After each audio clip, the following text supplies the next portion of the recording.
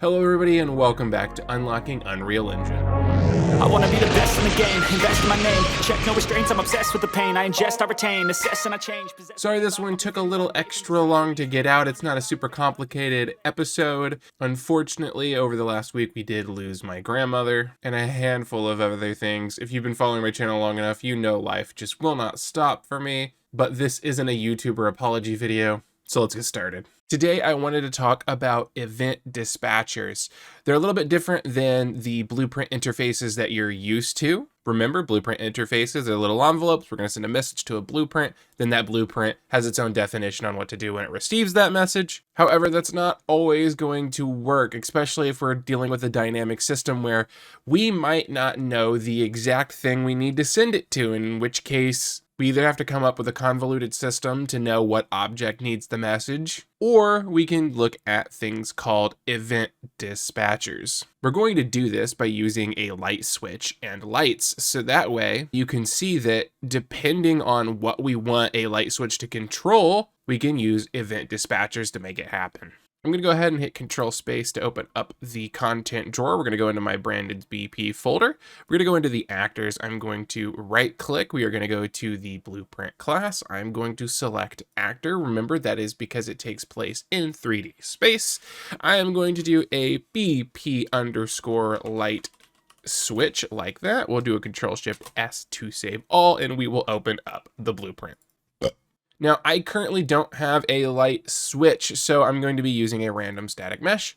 So I'm just going to go ahead and add a static mesh to our components, and I'm going to name this SM light switch as if I have one. With it selected on the right-hand side in the details, you'll see that we can choose a static mesh. I'm going to choose the chair because it works. Also, this error that you get whenever you add the chair is actually intentional. It's to teach you about nanite. We're not worried about it though. We're just going to go ahead and ignore it. We will deal with that some other time if we ever get to that. But okay, we have a blueprint and we have a chair in it. Let's Control Shift S to save it and compile. And we're going to need to be able to interact with this. Do you remember how to add the interface? I'm going to take a brief pause. Do you remember how to add the interface? Time's up. What you want to do is you want to go to class settings on the right hand side. We have implemented interfaces. We are going to add, if you remember, we did BPI for blueprint interface underscore interaction. And with that on, we will again Control Shift S and compile. Okay, so now we have a blueprint that has a visual representation, and because we added the interface, it can now accept an interaction request that we can then define. This is going to be a light switch, so I think what we should do is start by adding a variable. We're going to add a Boolean, something we talked a lot about last episode, and I'm just going to name this on with a question mark.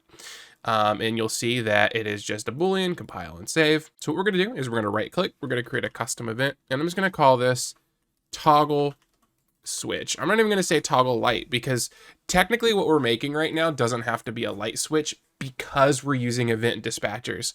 Now, right now, you don't know what that means, but you will soon. So I'm actually going to potentially even rename this from BP light switch to just BP switch because you could easily use this for anything.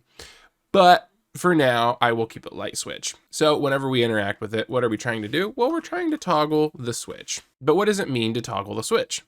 Well, let's get a reference to our on Boolean. We'll hit B and click to get a branch. We'll plug in on. And what I'm going to do is I'm going to right click that branch and I'm going to type in, is the switch on, just so we have a quick glance and we can read the comment, see what it says. And then we'll need more custom events. So we're going to create another custom event and we're going to say turn on. And then I'm going to create another custom event. And I'm going to say turn off. So whenever we go to toggle the switch, if on is true, then we need to turn it off. So turn off. If on is false, then we need to turn it on. Turn on. And we'll hit compile and save. So just so we have a visual representation on whether or not it is on or off, what I'll do is I'm going to go to the viewport and I'm going to take my static mesh. I'm going to make this chair upside down. So we're going to put it at -180 on the rotation, or actually I hate when it does this. So whenever it does this, if you look, it's 180 on the X and 180 on the Z. This is nonsense. We're going to clear that really quick.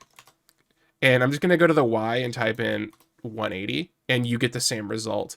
It's not necessarily a problem if it does 180, 180. The issue just comes down to if it is doing that and you have logic that requires you to use precise rotations and things, that's going to mess it up because it's going to try to undo the X and then undo the Z and then try to put the Y back where it's supposed to go. It's nonsense. I don't know why it does it. Just keep your eye open for it.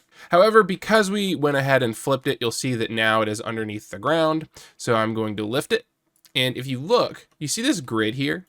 This is actually a representation of the ground. So what I'm going to do is just make sure that it's roughly sitting on the ground like that. And that'll be its default position. So we'll hit compile and save. So this is what it's going to look like when it's off. And then what we're going to do is when we turn it on, we're going to get a reference to the light switch, or the chair in this case. And what we're going to do is we're going to set the relative location and rotation. We want both in this case. We're going to go ahead and plug that in. And I'm going to need some space. So let's move this down and keep this like this. The new location, well, we know by default it's sitting at 0. And we know that by default the rotation is also 0. So this is a very easy one to set up. We'll hit compile and save. And then we'll take that same reference of the light switch. I'm just going to copy paste it. You could drag if you'd like. And we are going to set the relative location and rotation to what it is now. Because remember, we went ahead and made the default off. So this is the default. And we're sitting at 105 on the Z. So we'll go to the event graph. Location, we want 105 on the Z. And on the rotation on the Y, we're sitting at 180. So that will set the relative location depending on if it turns it off or on. We'll hit compile and save. However, we're not updating the Boolean. So let's go ahead and pull the Boolean out and do a set really quick. So if we turn it on, we need to set that to on. If we turn it off, we need to set this to off. Now, because of the previous episodes, you might be wondering why I'm setting the location and rotation instead of doing a move component to. I don't want it to sweep. I just want it to be instant, because with most switches, unless you're using a big lever, you're not going to see it move anyway. Like a light switch is going to go, right?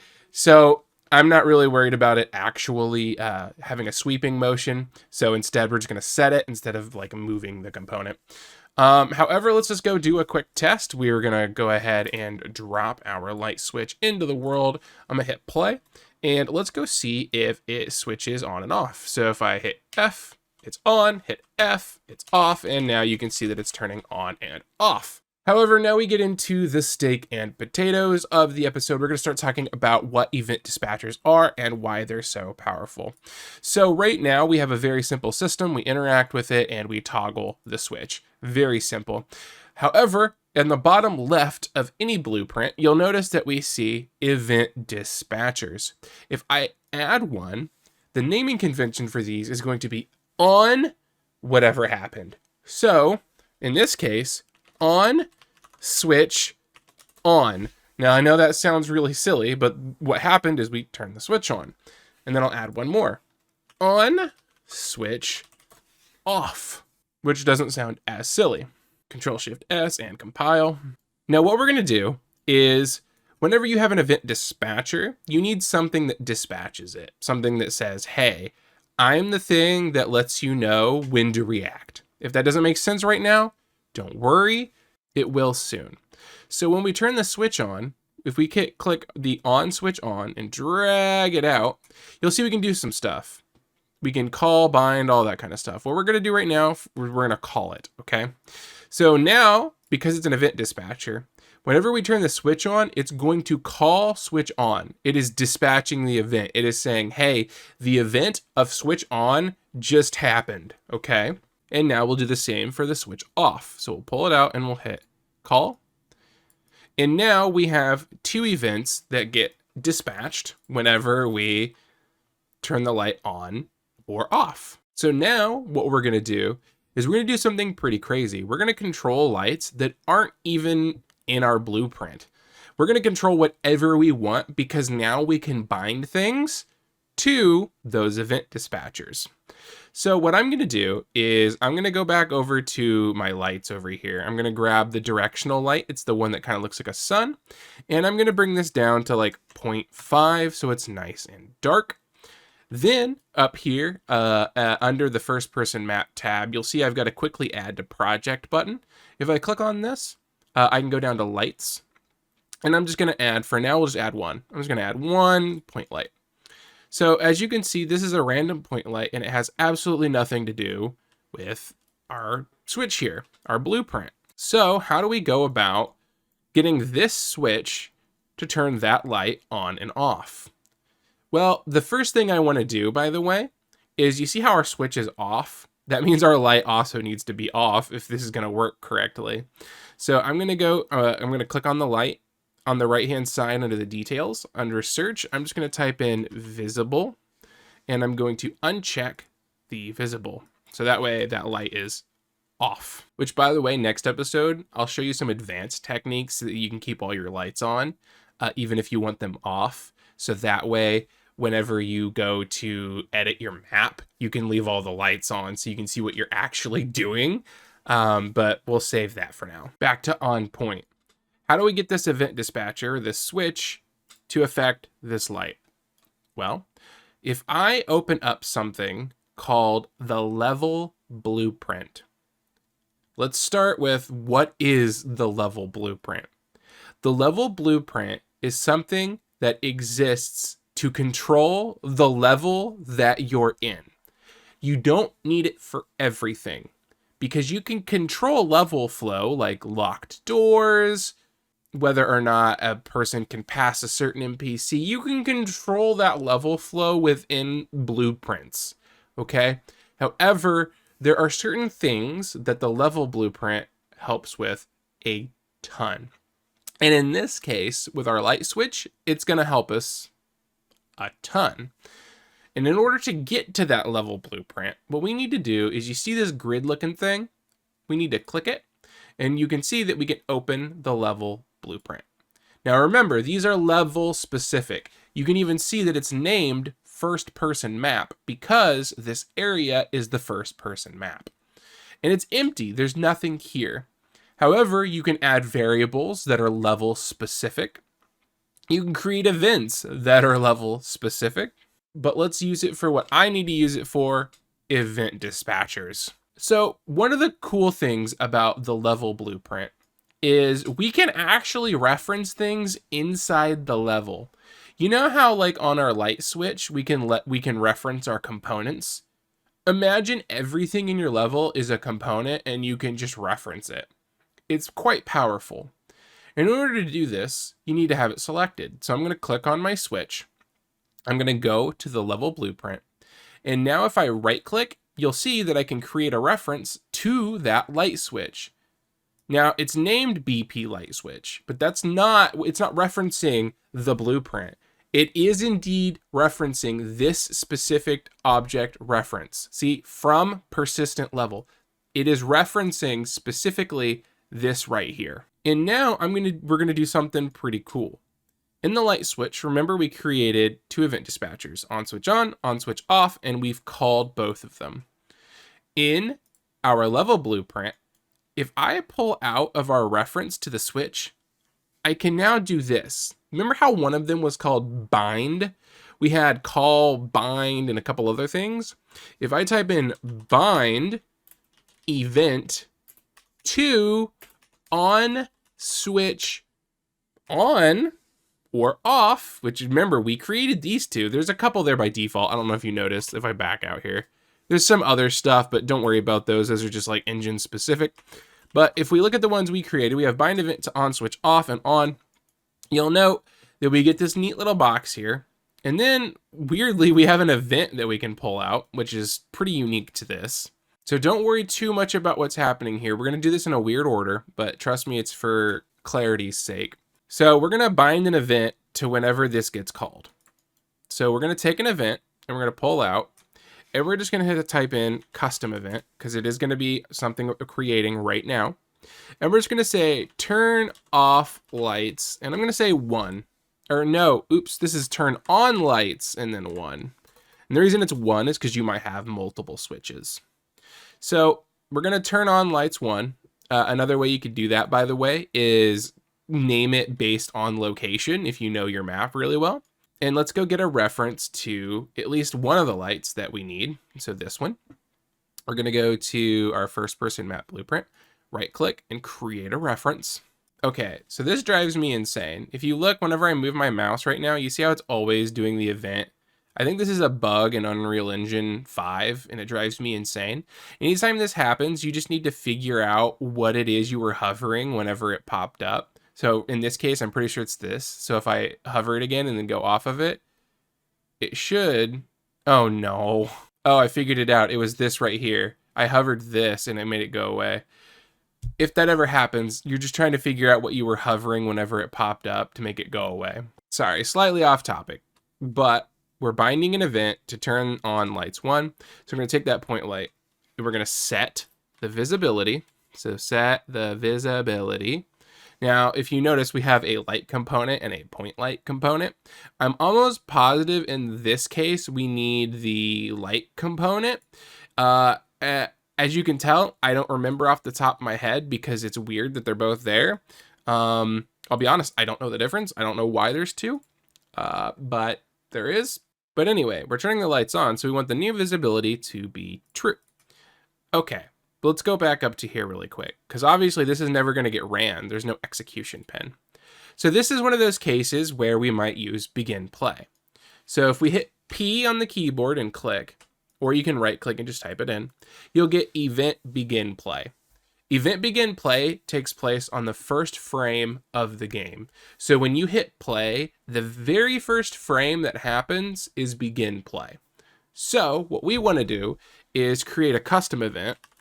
And I always just call this, like, I separate these in case I want them to be like a specific load order, which I know right now probably sounds too complex. Don't worry, it's just saying in what order do things need to load so my logic works correctly. Don't worry right now. I'm just going to call this bind lights, okay? So this is just an event that binds the lights. And we will put that on the begin play, bind lights.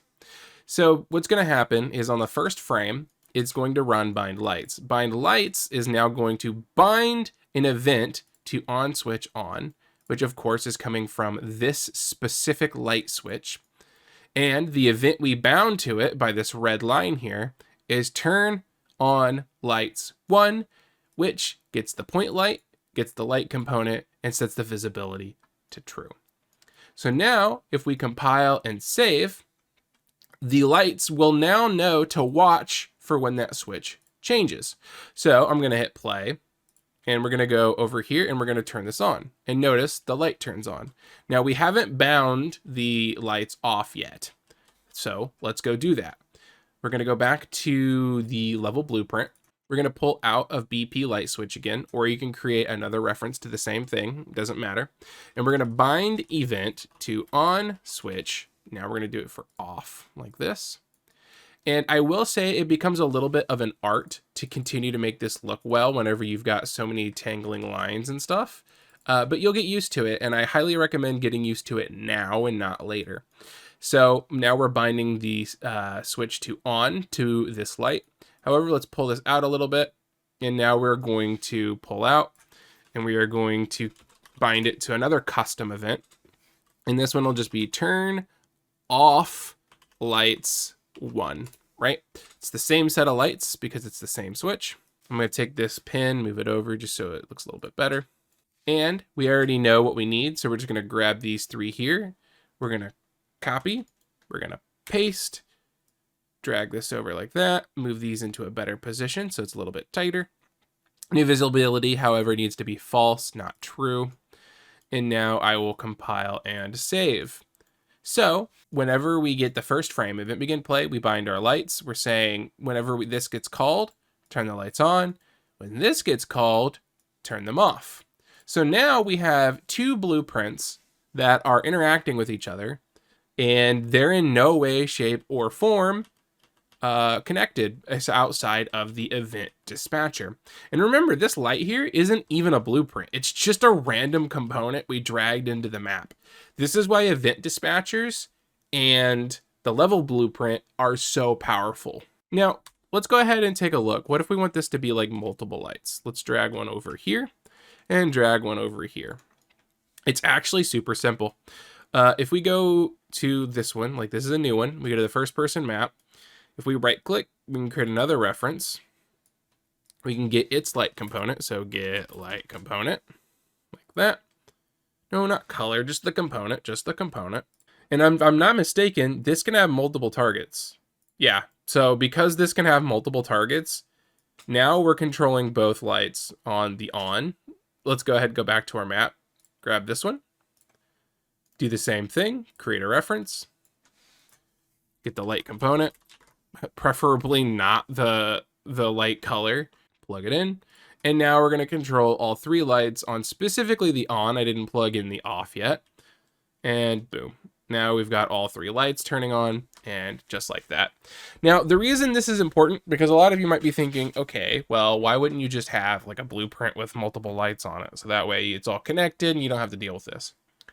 Well, if you create a single light switch, and it uses event dispatchers, it doesn't matter what environment you're dealing with, or even potentially what door you're dealing with. We could literally, you know what, let's just do it. We can grab this door, we can go to the first person map, we can get a reference, we can just pull out and type in toggle door like that. And then after it turns the lights on, we'll just have it go down here to toggle door. And now not only is it controlling the lights, it is now controlling the door. So if we just go over here, boop, now the door opens as well. So the reason it's important is because it's modular. If you have a bunch of detail lighting and things, you know, your artist goes in there and starts putting lights everywhere or doors everywhere, or you just need like a switch system for your game, this makes it so it's not hard-coded. This makes it so if you need it to change depending on the situation, it's capable of doing that. It saves you time, it saves you system memory. There's a lot of benefits to using event dispatchers and keeping things modular. Anyways, you guys have been great. Remember, I do have a Patreon down below if you'd like to support me and you enjoy my content, and I'd love to bring you even more content. Remember to like, comment, and subscribe, and I'll see you guys in the next episode.